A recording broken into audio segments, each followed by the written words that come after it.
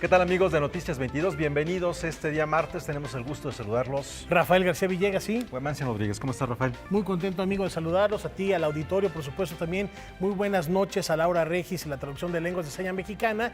Y tenemos un programa muy variado, un invitado además de superlujo, que ya está por aquí. Así es, se trata de Carlos Pellicer, que nos va a hablar de una exposición que va a presentar ya en estos días, está súper lista y bueno, vamos a conversar con él, ya está aquí en el estudio, así que más adelante conversaremos con Carlos Pellicer. Además, melómano, amante de la poesía y nos regala su abstraccionismo, pero también las ideas y la literatura se preparan para celebrarse de nueva cuenta en el High Festival. Así es, el High Festival estará por comenzar el próximo mes de septiembre y tendremos los detalles dentro de un ratito.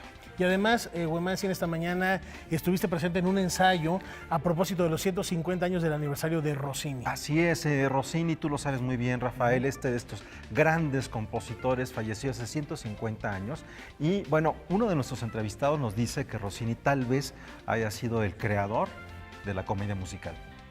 Vamos a verlo. Nada más hay que pensar en este dueto bufo de los gatos, suficiente como para detonar esta reflexión. Por ahí va la cosa el día de hoy. Esto y mucho más en Noticias 22. Comenzamos.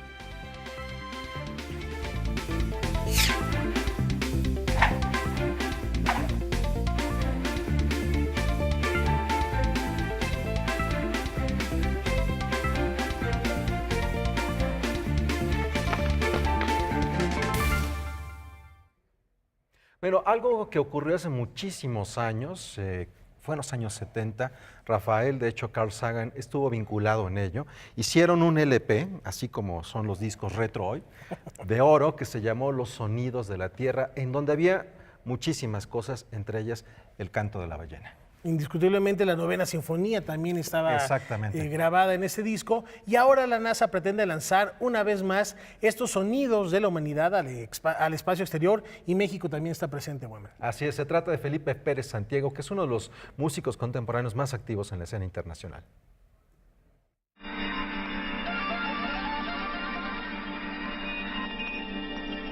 ¿A qué suena la humanidad? Esa es la pregunta que el compositor mexicano Felipe Pérez Santiago intentará responder a través de Airlink Projects, un trabajo científico y artístico impulsado por SETI, el Instituto de Búsqueda de Inteligencia Extraterrestre de Estados Unidos. Yo todavía no me lo puedo creer.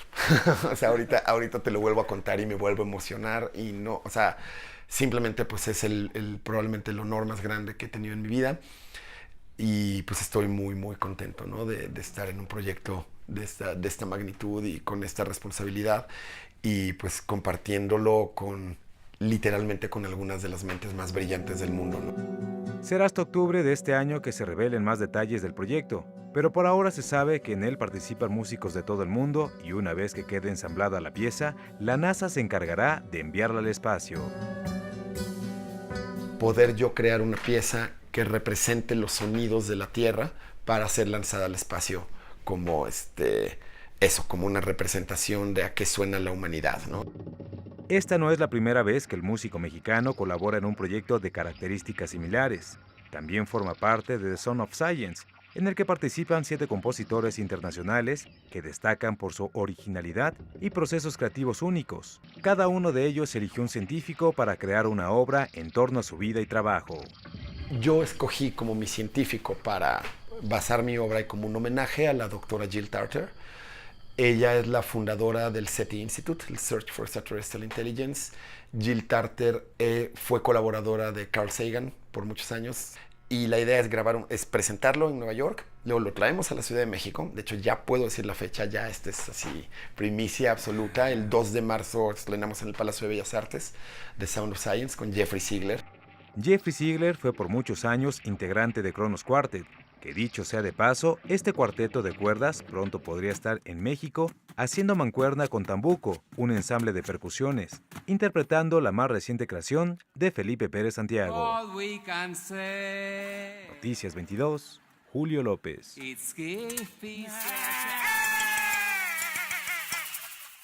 Pues enhorabuena a este músico mexicano y también en ese disco de Los Sonidos de la Tierra de los años 70 que fue mandado al espacio, con todo y un instructivo para, no solamente para escuchar el disco, sino para ubicar en qué parte de la galaxia procedía la máquina que llevaba ese disco en el espacio, que hasta donde sabemos no ha habido todavía respuesta.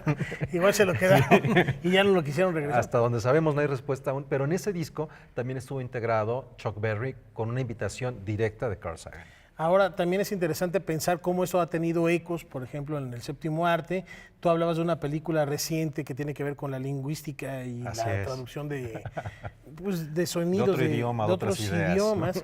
Pero también Steven Spielberg, en ese mismo año de 1978, estrenó Encuentros cercanos del tercer tipo, donde se comunicaban precisamente los alienígenas con una tonadita muy famosa. A través de la ¿no? música, ¿no? A través de la música. Y bueno, ahí está el legado que, bueno, ya a ver si sabremos algo en algún momento. Y a propósito de legados, ahora vamos a hablar de teatro y de manera particular el que nos dejó Álvaro Custodio, un puente artístico entre México y España. Así es, él es honrado con un premio que lleva su nombre. Surge el premio Álvaro Custodio a la dirección escénica en teatro. Este es un premio único, creo, por dos razones. Primero que nada porque es un premio binacional, es un premio a las artes binacional entre México y España, que creo que lo hace muy interesante, y además es un premio a la trayectoria en la dirección escénica, cosa que no existe actualmente en México.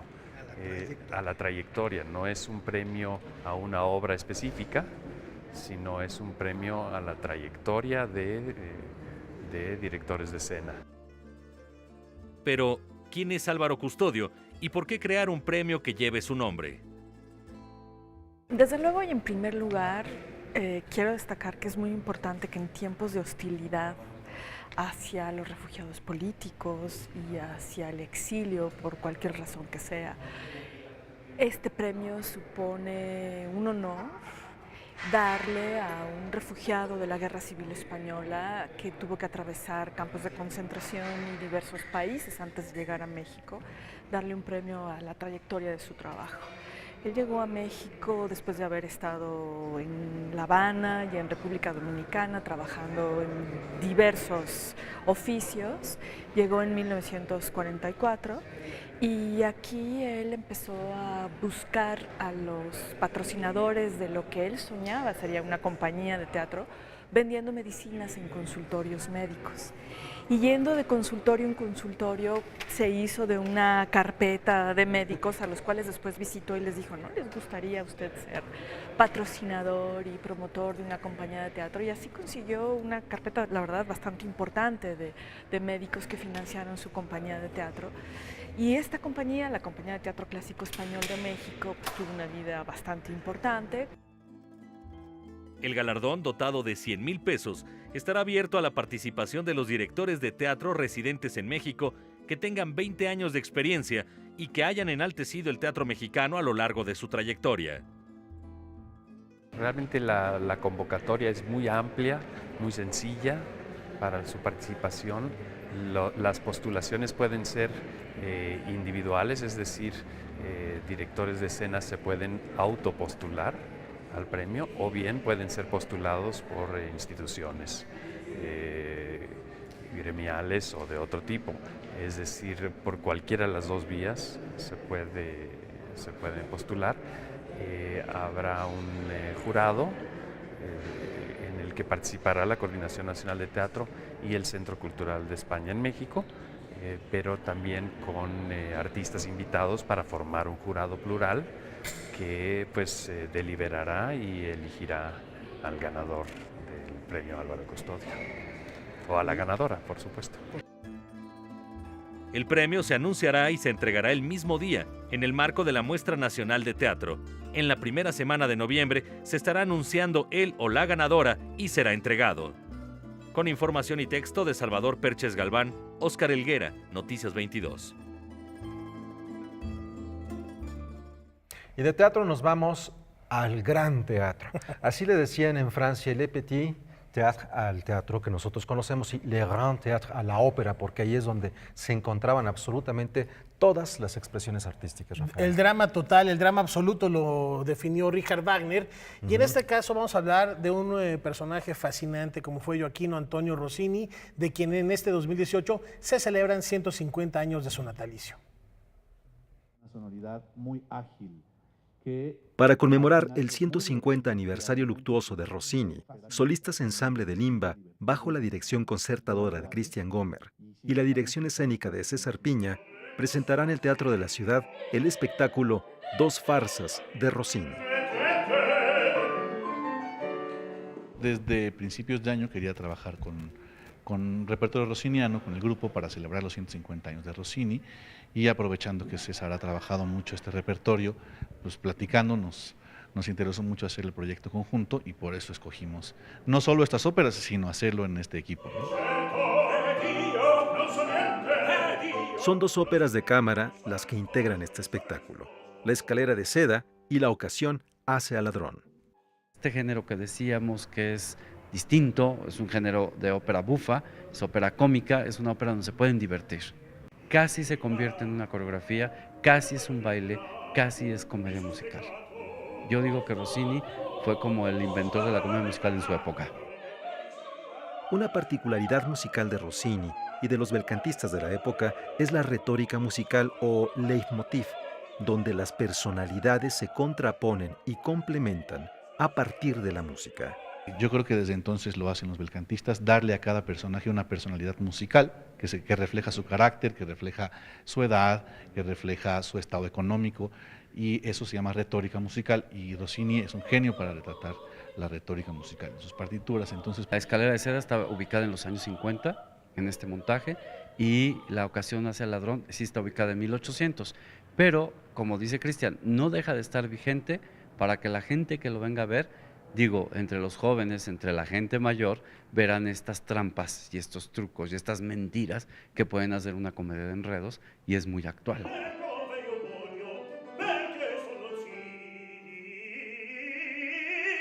Gomer y Piña ya habían trabajado juntos el año pasado dentro del ciclo La ópera es puro cuento y el ballet también, que se presenta cada temporada de verano en el Centro Nacional de las Artes.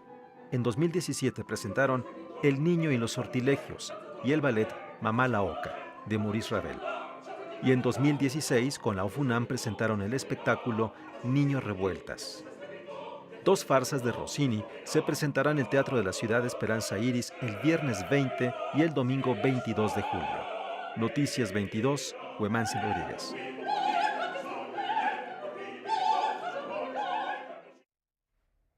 Pues la verdad se va a poner bien bueno. Son dos óperas divertidas y que tienen circunstancias que son muy actuales. En una de ellas es una persona que le roba la novia a otra persona, Eso cosa no que pasa podemos actualmente, vernos no. en cualquier momento.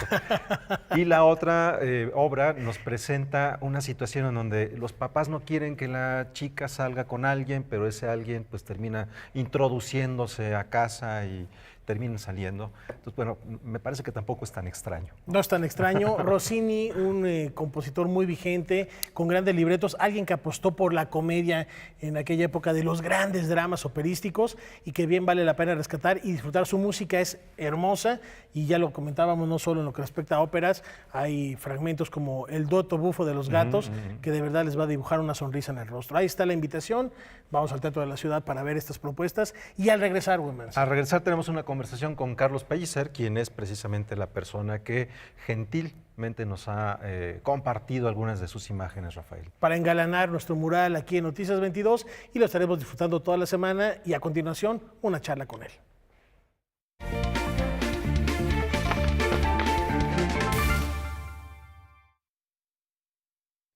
Bueno, continuamos aquí en Noticias 22. Ya estoy aquí con el gusto de conversar con Carlos Pellicer en torno a lo que es su más reciente exposición que se presenta dentro de unos días. No, ya está, ¿no? Bueno, no, se inaugura ¿se inaugura? próximo viernes. El próximo viernes. Sí. En Zacatecas. en el Museo Manuel Felgueres de Arte Abstracto. Perfecto. Bueno, primero, bienvenido, Carlos. Un gusto poder conversar contigo aquí en Noticias 22. Gracias, Guaymán, gracias por recibirme. A propósito de este trabajo, Carlos, se titula Abstracto y es precisamente el espíritu que le otorgaron a ese museo, inaugurado en el sexenio de Vicente Fox, y que lo que tuvo en ese momento fueron los murales abstractos de la exposición de Osaka. ¿Cómo es que llegas a este espacio? Ay, pues por buena suerte y por mi amistad con Manuel Felgueres, que vio una exposición mía hace un par de años en la estación Indianilla, y entonces le gustó y me llamó aparte y me dijo, oye, yo quiero que hagas una exposición allá en el Museo de Zacatecas. Le dije, pues encantado, Manuel, pero claro. Me dijo, con una condición, lo que tú digas. Me dijo, quiero que se llame Carlos Pellicer Abstracto. Entonces yo me sonreí, entendí lo que quería Manuel, le dije, no hay problema. Y luego añadió, porque dice, es que luego tú en tus cuadros a veces pones muchas cosas figurativas, elementos figurativos, y yo quiero que esto sea solamente abstracto. Dije, no hay problema, yo tengo mucha obra, podemos escoger. Tengo mucha obra porque hace mucho que no hago una exposición grande de lo que he estado pintando, entonces pudimos escoger y el resultado pues es esta exposición que se inaugura el próximo viernes. Y tienes de diferentes épocas de tu vida, Carlos, 20 años más o menos lo que puede resumirse en más o menos de los últimos 20 años. El cuadro que abre la exposición es de mucho antes, es de 1970. Es uno de los últimos cuadros que pinté en San Carlos cuando yo estaba terminando la carrera y por fortuna lo guardé y me gusta que abra ahora esta exposición porque es, digamos, una muestra de lo que yo estaba haciendo entonces, en 1970, pero que no me atrevía a exponer literalmente, porque yo no me sentía seguro, era lo que yo estaba estudiando entonces, pero eran asomos que yo tenía a estas posibilidades, a estos caminos de la pintura. Y bueno, imagínate los años que han pasado y 48 años, y bueno, desde hace digamos 20 años ya me sentí mucho más a gusto, mucho más confiado en esta pintura mucho más abstracta. Y bueno, repetimos, este cuadro de 1970 abre la exposición y bueno, pues hay hasta un cuadro todavía pintado este año que es un homenaje a Vicente Rojo, el último cuadro. El último cuadro. Antes de llegar a ese último cuadro, Carlos, cuando estás contando que la obra que abre la exposición Carlos Pellicer Abstracto es de 1970, tú estabas en San Carlos hace 50 años.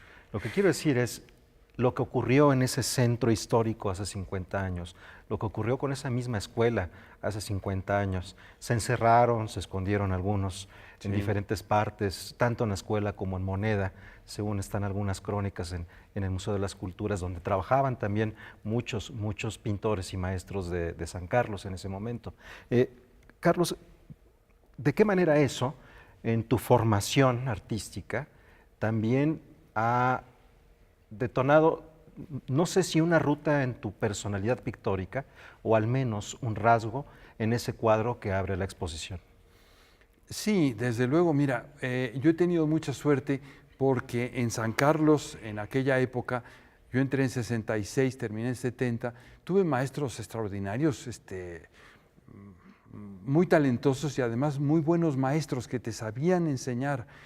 Y bueno, espero que se refleje mucho de lo que aprendí con ellos y naturalmente, pues imagínate, de 70 a la fecha he seguido estudiando, no en San Carlos naturalmente, pero he seguido estudiando con amigos que por fortuna los he tenido y muy buenos y que a lo mejor ni siquiera pintores, pero probablemente poetas o músicos o simplemente buenos amigos.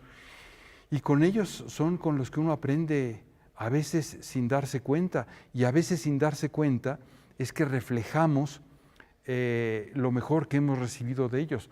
Ojalá yo pueda hacer esto. Ese es lo que más me gustaría en esta exposición.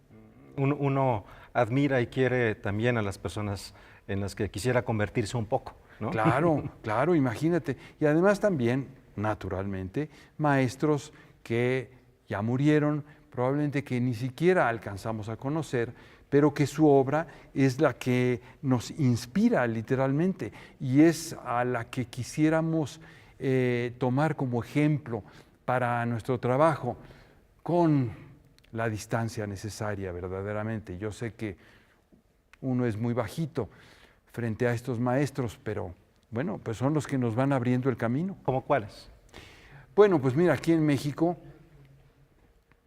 qué barbaridad aquí, empezando por los muralistas, que son los más, que además con aquella frase muy pícara de don Luis Cardosa, decía que los tres grandes eran dos, y 2 puntos Orozco. Sí.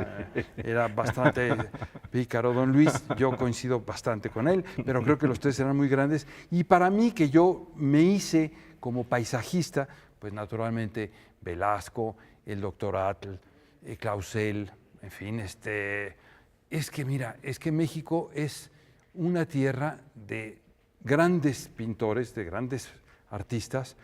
Aquí lo que nos sobra son buenos ejemplos. Entonces, bueno, esos son los de aquí. Y ahora, ¿para qué empezamos con los de afuera? Pues que no Sí. acabamos nunca. Pero también de grandes pintores, también es de grandes poetas. Y que tanto la poesía, tú estás ineludiblemente vinculado con la poesía, Carlos. Sí, sí, por fortuna. Pues sí, el haber vivido con mi tío desde niño, pues claro que me marcó mucho. Imagínate, las casas eran contiguas y como yo he contado, no solamente en la casa, que había muy buena pintura, pero en la casa de mi tío pues había maravillosa pintura. Entonces eso naturalmente me marcó y desde luego la poesía de mi tío, que por fortuna tuve muy, muy cerca. Hubo, por ejemplo, viajes en los que íbamos juntos y él me podía pedir prestado mi cuaderno de apuntes y ahí escribía sus poemas. ¡Qué maravilla! Entonces luego me leía lo que había escrito. Bueno, pues cómo no te va a marcar eso, imagínate, en fin. Sé que hay distancias, Carlos, pero esa luz de la que uno se encuentra en la poesía de Carlos Pellicer, tu tío, ¿de alguna manera se refleja en la luz con la que tú pintas? Ojalá. ¿Qué más te puedo decir? Ojalá, ojalá pudiera ser, aunque fuera un pequeño reflejo, ¿verdad?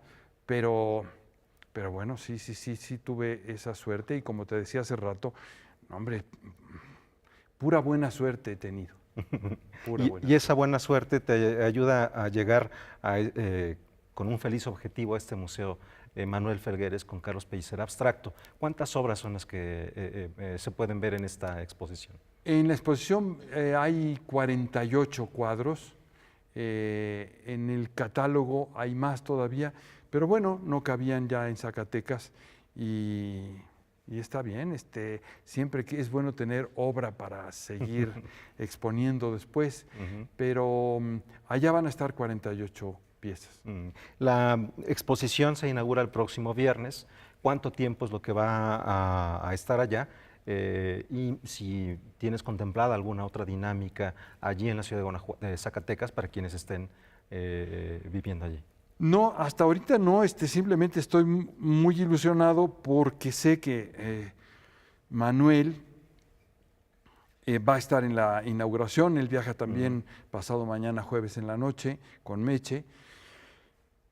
Imagínate qué lujazo estar con Manuel, que yo considero que es uno de los grandes, de los 3 grandes que hay ahora aquí en México.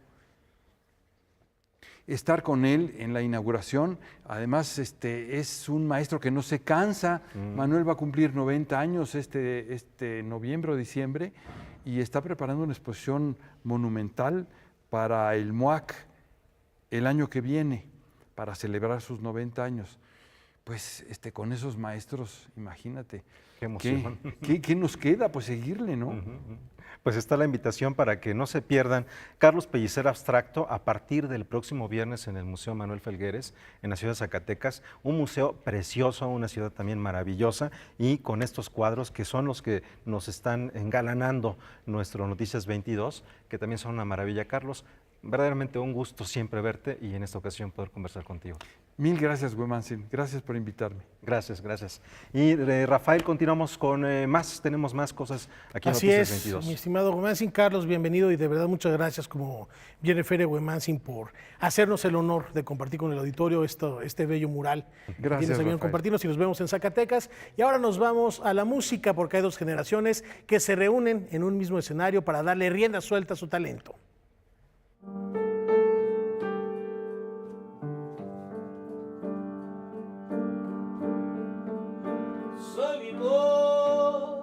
Dos músicos, dos compositores, dos instrumentos y dos generaciones se unen para ofrecer un concierto a cuatro manos. Víctor y yo somos compositores, nos hemos encontrado por el camino. Me llamó un día para invitarme a cantar junto a él en un foro que está en Polanco que se llama Rockmore. Y yo dije, bueno, claro que sí, me da mucho gusto. Es un joven muy joven, muy talentoso, tiene otras sonoridades en la cabeza, otra manera de decir las cosas, y a mí me interesa seguir, por un lado, contrastando lo que yo hago con lo que hacen nosotros, y por otro lado, pues aprendiendo de los demás, y los jóvenes tienen mucho que enseñarme, ¿no? Entonces me da mucho gusto estar con él. Sí lo haremos por primera vez. La guitarra de Rafael y el piano de Víctor, juntos por primera vez en una noche de canciones, en su estado más puro y en la voz de sus propios creadores. Mira, el repertorio es una cosa bastante espontánea. Cada quien tiene, digamos, que su acervo de canciones. Hemos decidido que en 3 o 4 canciones vamos a juntarnos, pero lo demás será el repertorio particular de cada quien. Yo tengo la idea de que cuando uno canta y el otro le pone atención, y siempre procuro hacer eso, yo sé qué canción cantar para corresponder a lo que cantará Víctor. Y entonces será un concierto tejido en el momento, con algunos puntos ya claves que tenemos marcados, pero tejido en el momento. A mí me gusta la posibilidad de la espontaneidad, de lo imprevisto, y de que la noche misma, con todo su ambiente, cómo está la gente, quiénes están ahí, nosotros, en qué estado llegamos, en qué estado anímico llegamos, que nos dé chance de darle rienda suelta a nuestro trabajo. Así es un diálogo en el que pretendemos, pues sí, ¿no? Ver qué energía tiene cada quien. Vamos a disparar canciones, de eso se trata.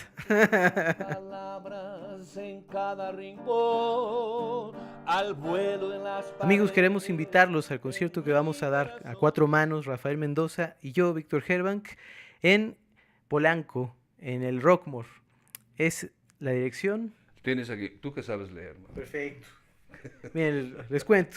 Es miércoles 18 de julio a las 21 horas en Molière 48, tercer piso. Rockmore Club de Música. Los invitamos, no falten. 18 de julio, 9 de la noche, Rockmore, Polanco. Allá nos vemos, amigos. Suerte. Si la voz Con información y texto de Salvador Perches Galván, Óscar Helguera, Noticias 22. se quebranta, si la voz.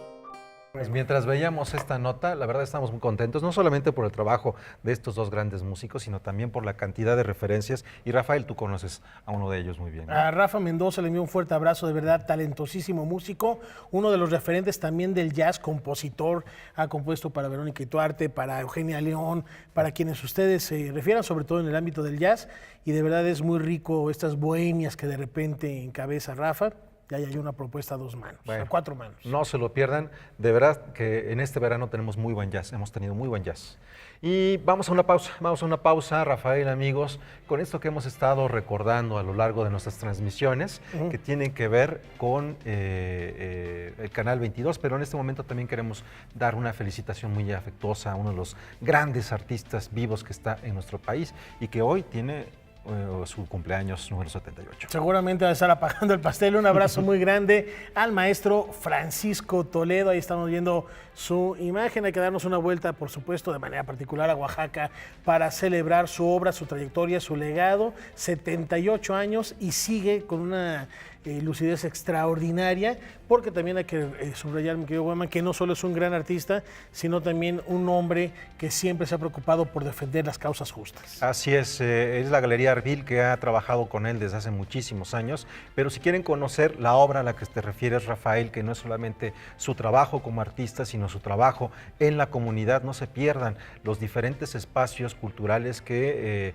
él fundó allí en la ciudad de Oaxaca, tanto el Yago como el Centro de las Artes de San Martín Etla, que tiene un departamento para grabado, para estancias, para que vengan personas de diferentes partes del país y del mundo a trabajar allí, como también ocurre en algunos otros lugares muy específicos del grabado, como en Aguascalientes también.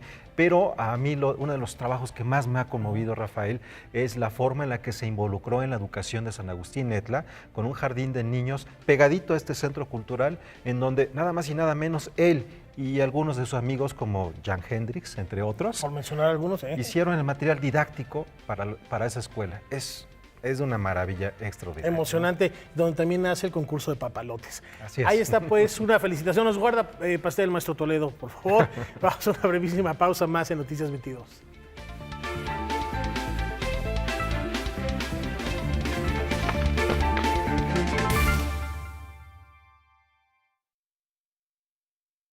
Del 6 al 9 de septiembre tenemos una cita con el arte y la palabra. Por tercer año consecutivo, el High Festival Querétaro nos invita a imaginar el mundo. Con las presencias de la poeta, cantante y fotógrafa Patti Smith, así como la ganadora del Premio Nobel de la Paz 2003, Shirin Ebadi, y la ganadora del Princesa de Asturias de la Comunicación, Alma Guillermo Prieto, entre otros, el Hey Festival celebra su tercera edición queretana del 6 al 9 de septiembre. Tomaremos el centro histórico a través de más de 105 eventos, 150 personalidades de todas partes del mundo. Y bueno, venimos con un programa muy nutrido. De la parte literaria podemos destacar escritores internacionales como André Aciman. Él es el escritor del libro Llámame por tu nombre, que además ha sido una gran película del 2017. Grandes autoras americanas como Lydia Leigh Davis, la gran cuentista, Vivian Gornick. Tenemos autores británicos como Janet Winterson, que escribió muy jovencita este libro fabuloso, Fruta Prohibida, que en realidad es un canto a la libertad. David Keenan, inglés, que ha escrito mucho sobre música británica. Rosemary Sullivan es una gran ha escrito una biografía de la hija de Stalin. Por supuesto que en el programa del Hey Festival no podían faltar los autores españoles, como Juan José Millás y Manuel Vilas, latinoamericanos como Patricio Prón, Liniers, Elsa Osorio, Alejandro Zambra, y los mexicanos como Jorge Volpi, Margot Glantz y Emiliano Monge, entre otros. Además, este encuentro de las ideas incluye científicos, periodistas, activistas e ilustradores. Un científico, también premio Nobel de Química, Venki Ramagishkran.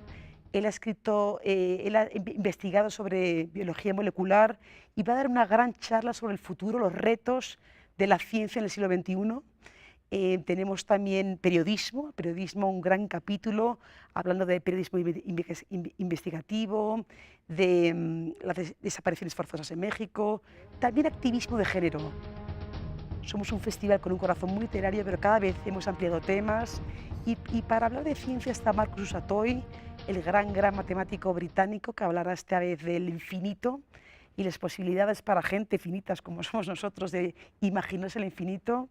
Miguel Pita, un biólogo español que habla del ADN, el ADN dictador, lo que hacemos, que es innato.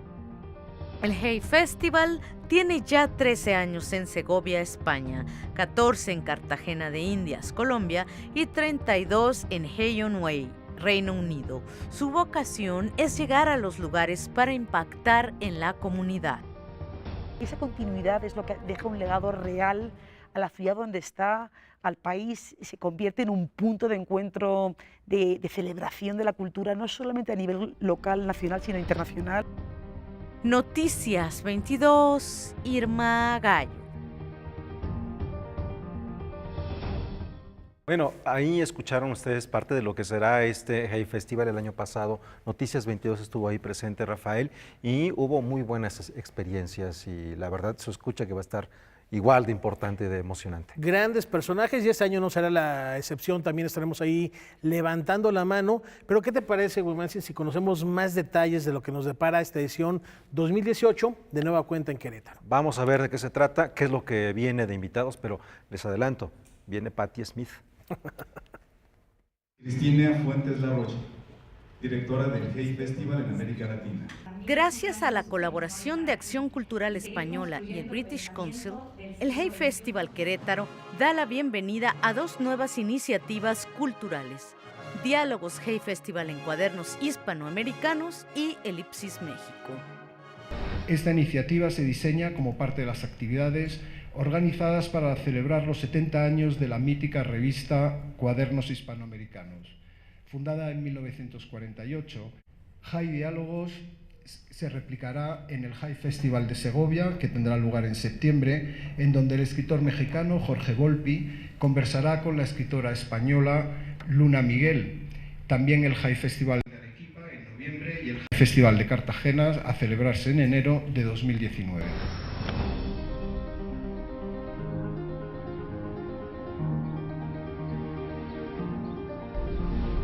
Y hemos llegado finalmente a 2018, donde presentaremos un nuevo programa que nació en el marco del Hey Festival en Cartagena, que se llama Elipsis. Elipsis, que es de lo que me toca hablar a mí en esta ocasión, es un programa de apoyo y mentoría a jóvenes escritores mexicanos, jóvenes escritores y editores mexicanos, que habrán de ser convocados a través de una convocatoria pública abierta. El Hey Festival continuará con sus secciones Hey Festivalito y Hey Joven. Además, se integra el programa Leo con 11, encabezado por el periodista Miguel de la Cruz. Asimismo, habrá espacios dedicados a la edición, a la crítica literaria y, por supuesto, a la ciencia. Estamos trabajando en Casas Hogar de Querétaro ya desde el comienzo, desde hace 3 años. Este año trabajamos con 5 universidades queretanas, que son la UNAM, la Anáhuac, el TEC de Monterrey en su sede de Querétaro, también la Universidad Autónoma de Querétaro, que es un socio con el que llevamos trabajando desde el comienzo. Noticias 22, Irma Gallo. Seguimos internacionales y con estas notas internacionales un comentario. Hay una novela que pueden encontrar publicada en Acantilado, escrita en español por Stefan Zweig, que inspiró un guión cinematográfico que acaban de encontrar. Y nada menos que del maestro Kubrick, que no nos deja de sorprender. Bueno, esto es para darle la vuelta al mundo en nuestras noticias internacionales. El periódico The Guardian dijo que apareció una adaptación de la novela Ardiente Secreto del escritor Stefan Zweig que hizo el cineasta Stanley Kubrick. El guión fue escrito en 1956, pero el proyecto nunca logró ver la luz. En otra entrevista al diario El País, Nathan Abrams contó que el texto le fue enviado por medio del hijo de un colaborador del cineasta y que no considera que sea la última versión, porque Kubrick solía cambiarlos constantemente. La intención del dueño es vender el guión de más de 100 páginas. La exposición de arte digital TeamLab Borderless que se presenta en el Pola Museum Ann amplió su fecha de cierre hasta el 27 de septiembre debido a la recepción que han tenido. La muestra ha llevado a sus visitantes a interactuar con el arte de otra manera, gracias a la tecnología de visión 4D interactiva. Las instalaciones que la componen fueron trabajadas por un colectivo japonés que ha roto las barreras de interacción entre la obra de arte y quien la mira.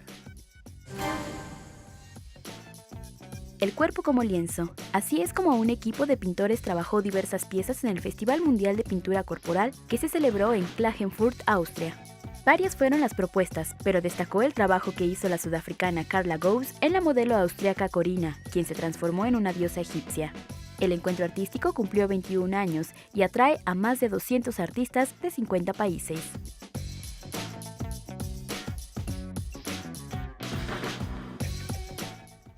Bueno, tienen la opción, si existe la posibilidad de viajar, váyanse a Japón o a este encuentro internacional de body painting. O si no, píntenselo en su casa, como último recurso. Bueno, aquí en los años 90, aquí en Canal 22, un noticiero que teníamos que pasaba a las 12 de la noche, la cortinilla la hicimos justo con body painting. Con body painting. En los años 90. ¿Qué años aquellos? Y a propósito de memorabilias del Canal 22, ¿qué estaban haciendo hace 25 años? ¿Qué pasaba en México y el mundo? Hace 25 años, cuando nacía Canal 22, el 20 de abril muere Mario Fortino Alfonso Moreno Reyes, mejor conocido como Cantinflas. John Grisham publica su cuarta novela, El Cliente, a la que Tommy Lee Jones y Susan Sarandon dieran vida un año después en su adaptación cinematográfica. Canal 22, 25 años.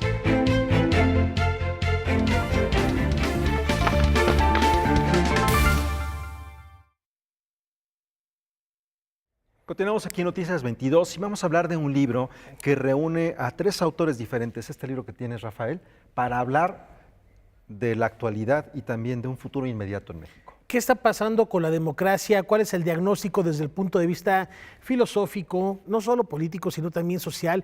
¿Es que acaso en México hay desconfianza, hay un desencanto por lo que está sucediendo? Yo creo que hay 2 o 3 elementos muy importantes para que hayamos llegado a tal nivel de desconfianza en el sistema democrático. Uno es el binomio corrupción-impunidad. Por supuesto van de la mano. Si no hubiera impunidad, la corrupción sería complicada, por decirlo lo menos.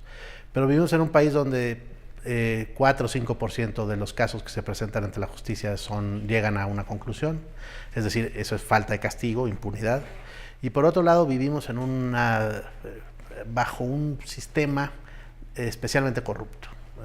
No solo es el sistema público o la vida pública, también la vida privada mexicana es corrupta. Dijo el presidente Peña Nieto que es cultural, por supuesto que no es cultural, es una forma de vida, un modus vivendi que se ha ido implantando en nuestra sociedad por los años. Por otro lado, tenemos un sistema educativo que no se centra en las cosas fundamentales para la vida democrática, que yo creo que son, sin duda alguna, el conocimiento científico. La ciencia básica ayuda a que las personas entiendan el mundo, o al menos de una manera. No vamos a decir que la ciencia es la única forma de entender el mundo, pero sí ayuda a entender el mundo de una manera y nos ayuda a distinguir lo que es verdadero de lo que es falso, de lo que es un hecho de lo que no es un hecho. Y por el otro lado, no enseñamos a ser civilizados, es decir, civiles, la civilidad, el civismo. Por más que sea o haya sido una materia, tendría que ser casi el centro de la educación pública, también de la privada, pero de la educación democrática de este país. Es una idea un poco ilusa creer que vamos a tener demócratas, es decir, ciudadanos, sin enseñar a las personas a ser ciudadanos. Los seres humanos nacemos changos, déjenme ponerlo así, porque somos changos. Lo que nos distingue de los changos es que podemos enseñarle a nuestros hijos y a quienes nos acompañan en este viaje a ser distintos. Y la democracia es algo que se enseña, no es algo que nace en nosotros.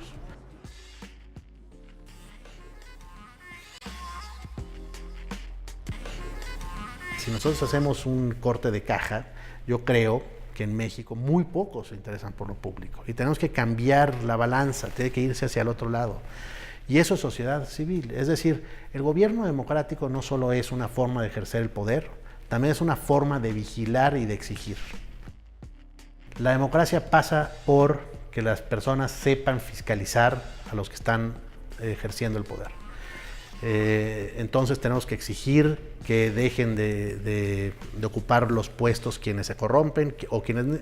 Es más, alguien sin corromperse puede ejercer más mal su lugar. Quizá no era la persona indicada para el puesto al que se le designó. Las personas como sociedad tenemos que exigir que las personas dejen de estar donde están si son incapaces de gobernar. Tenemos que exigir que los corruptos vayan a la cárcel. Tenemos que exigir resultados donde son posibles, porque tampoco podemos ser ilusos. No podemos pedirle al nuevo presidente que México sea Suiza mañana, porque eso es exigir lo imposible. Pero sí podemos exigir ciertas cosas. Podemos exigir que se rindan cuentas. La rendición de cuentas es el primer paso para que la sociedad pueda vigilar. Yo creo que lo que pasó el 1 de julio fue una respuesta clarísima a la desesperanza, a la desconfianza, al hartazgo, al miedo. Y es un decir ya basta, pero vamos a ver qué tanto ese grito acompaña al nuevo gobierno.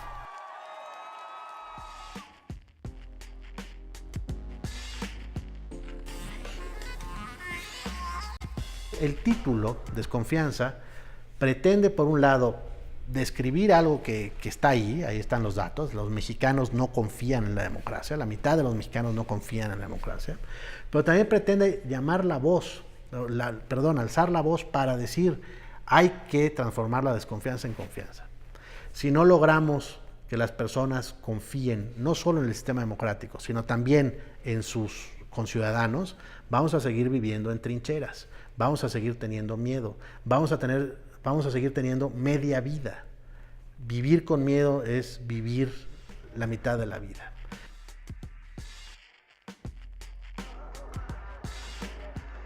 Pues muchas gracias a L.M. Oliveira por esta conversación y por estos elementos que apunta que aparecen en este libro, en el cual también está Leonardo Dajandra y que también está Guillermo Fadanelli. Y hay algunas cosas que me llaman la atención, Rafael, amigos, porque parte de estos temas en los que está tocando L.M. Oliveira en esta conversación que sostuvo con Guadalupe Alonso, aparecen en sus libros, en El Oficio de la Venganza, que fue recientemente publicado este año por Alfaguara, y otro que es muy bello, de hace año y medio, que es Árboles de Largo Invierno, que tiene Almadía, en donde a partir de ciertos personajes y de estructuras literarias establece como momentos, no establece como dudas sobre ética y el enfrentamiento con la realidad y la filosofía. Me parece que son un par de libros recomendables en torno a este escritor que participa en Desconfianza. Definitivamente analizar desde aristas un poco más allá de la sociedad civil, mucho más allá de la política, cómo nos afecta la realidad, cómo nos afecta la actualidad. Y dándole vuelta a la hoja, nos vamos a la delegación Milpalta y los 12 pueblos originarios que de esta demarcación reclaman el regreso de una fiesta que, digamos, han hecho suya por derecho propio. Así es, vamos a ver.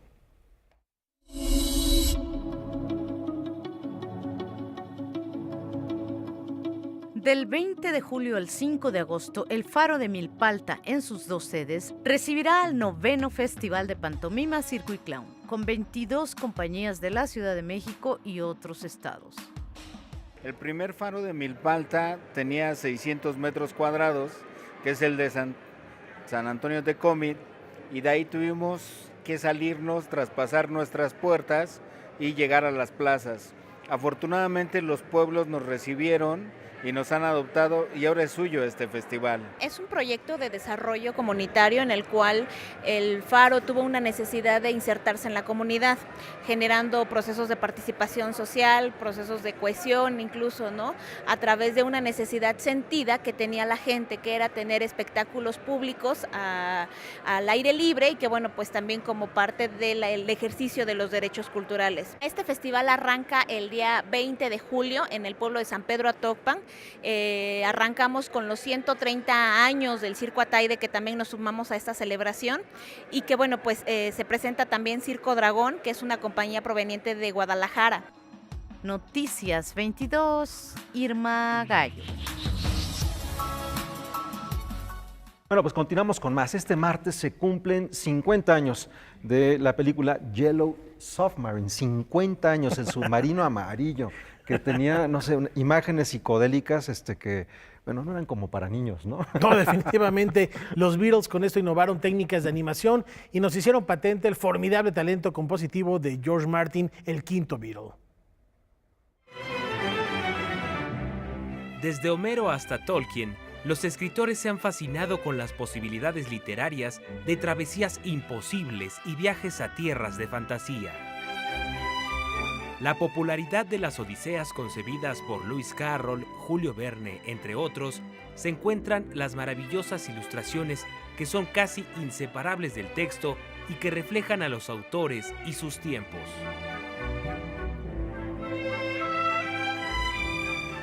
Al seleccionar El submarino amarillo para el primer largometraje animado de los Beatles, King Features, productores de la película, vieron que se encontraban en terreno literario firme. En la animación, las ilustraciones son aún más importantes que las palabras, y para poder trasladar el love art de los Beatles a la pantalla, los productores utilizaron todos los medios a su alcance e inventaron muchas técnicas de animación. Durante varios meses, en un ambiente de locura, se llevó a cabo la visualización en animación de los Beatles para la que sería la próxima película. Fueron necesarios varios meses en estudiar los movimientos de los Beatles antes de que empezaran a tomar forma en las mesas de dibujos. Cada uno se caracteriza por tener una parte muy conocida de su personalidad.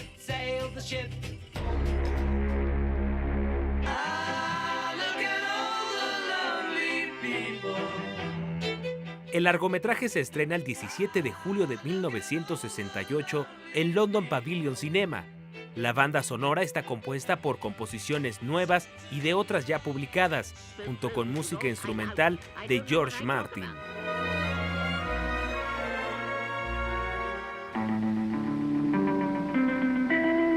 Los Beatles en Quiero estrechar tu mano. La idea del proyecto proviene de una serie de dibujos animados producida por Al Brodax para la cadena de televisión estadounidense ABC. Estos dibujos animados ponen en escena una animación caricaturizada de los Fab Four y se emiten semanalmente de septiembre de 1965 a septiembre de 1969. The Beatles, a quien nunca les ha gustado la serie, detestan las voces con las que son doblados. Pero ante el éxito del proyecto, Brodax propone a Brian Epstein un largometraje animado, el cual es anunciado oficialmente el 7 de junio de 1967. En el paradisíaco país de Pepperland, la banda del Sargento Pimienta está dando un concierto cuando de repente sufre un ataque de los Blue Minis, cuyo objetivo es erradicar toda la música, la felicidad y el amor del mundo. Los cuatro Beatles vendrán al rescate para librar a Pepperland de los horribles Blue Minis. Las guitarras, la música, las flores y el amor vencerán a los terribles monstruos. La película es un éxito desde su estreno, particularmente en los Estados Unidos.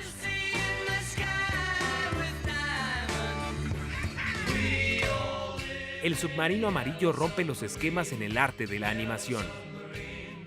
Los dibujos se empastan perfectamente con el universo psicodélico de los Fab Four y la realización artística la convierte en una obra imprescindible de la década de 1960.